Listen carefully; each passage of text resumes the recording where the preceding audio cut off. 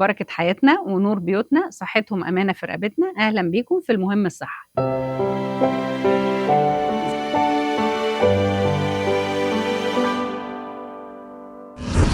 إزاي نساعدهم يحافظوا على نشاط عقلهم وذاكرتهم؟ مهم جدًا كبار السن يعملوا أنشطة ذهنية عشان نحافظ على نشاط المُخ ونحسّن الذاكرة والتركيز. مهم جدًا نعمل تدريبات للذاكرة، زي إيه مثلًا تدريبات ذهنية، سودوكو مثلًا، كلمات متقاطعة، نحل ألغاز، نلعب مثلًا puzzle مكعبات، نلعب مثلًا كوتشينة، طاولة، شطرنج، connect 4، أي ألعاب ذهنية. الحاجات دي كويسة جدًا إن هي بتنشّط المُخ وبتحفّز الذاكرة وبتحفّز مراكز التركيز والإدراك في المُخ، ومع الوقت بتحسّن التركيز والذاكرة. فمهم جدًا إن إحنا نلعب الحاجات دي بشكل يومي.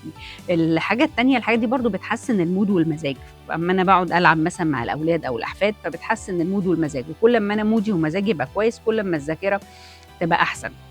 باشجّعهم برضه على القراءة، إن شاء الله حتى مثلًا 10 دقايق يوميًا، القصص بقى اللي هم بيحبوها، الجرايد، المجلات، فالقراية برضه من الحاجات المهمة. مهم جدًا إن أنا أتعلّم حاجة جديدة، إن أنا أتعلّم حاجة جديدة ده بينشّط المُخ وبيحفّز مراكز التركيز والإدراك في المُخ، فأتعلّم حاجة جديدة ولو حتى حاجة بسيطة. حد مثلًا بيحب يقرأ قرآن ممكن أتعلّم مثلًا تجويد، ممكن أتعلّم مثلًا application جديدة مثلًا في الموبايل، أبتدي أتعلّم مبادئ لغة جديدة، أتعلّم مثلًا وصفة أكل وابتدي أعملها، أي حاجة جديدة أتعلّمها، أتعلّم حاجات يدوية، أشغال يدوية، كروشيه، تريكو، رسم، تلوين. هي الفكرة إيه، التعلُّم إن أنا أتعلّم حاجات جديدة ده بينشّط المُخ وبيحفّز خلايا المُخ، فده مع الوقت بينشّط الذاكرة، وخصوصًا لو أنا باعمله بشكل منتظم، بشكل يومي، فبيبقى مفيد جدًا للذاكرة.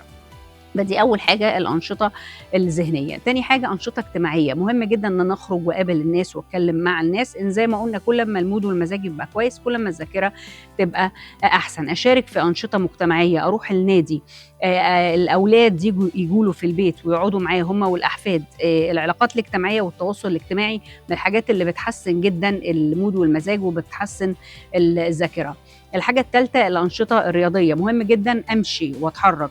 كل ما باعمل رياضة كل ده بيحسّن الدورة الدموية للمُخ وبيحسّن التركيز بيحسّن الصحة العامة وبيحسّن الذاكرة، فأمشي على الأقل نُص ساعة يوميًا. لو أقدر طبعًا أروح gym أو حاجة يبقى كويس، لو مش هاقدر مجرّد أمشي بس نُص ساعة في اليوم. طيب، إيه تاني مهم جدًا برضه التغذية السليمة. آكل أكل صحّي اللي بينشّط الذاكرة، الأسماك الدهنية كلّها، السلمون، الماكريل، السردين، المكسّرات، عين الجمل، اللوز، الحاجات دي كلّها مهمة. الزبادي، آخُد كوبايتين زبادي في اليوم، الخضار، الفاكهة مليانين بالفيتامينات والأملاح المعدنية، الكركم، الحاجات دي كلّها مهمة للذاكرة وبتنشّط الذاكرة. مهم جدًا يبقى النوم بشكل منتظم، النوم المنتظم ده من الحاجات اللي بتحسّن التركيز. في حاجات بقى مهمة جدًا أتجنّبها عشان برضه ذاكرتي تبقى أحسن، اللي هي إيه، التوتُّر والstress والضغط العصبي المستمر ده بيأثّر على التركيز وبيأثّر على الذاكرة. أتجنّب برضه السهر من الحاجات المُضرّة جدًا للذاكرة والتركيز.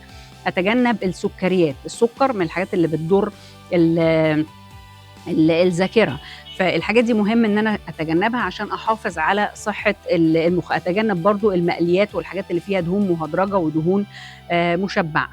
وباتمنى لكم حياة صحية خالية من الأمراض، ومستنية أسئلتكم واستفساراتكم في الcomments، وأشوفكم في الحلقة الجاية على خير.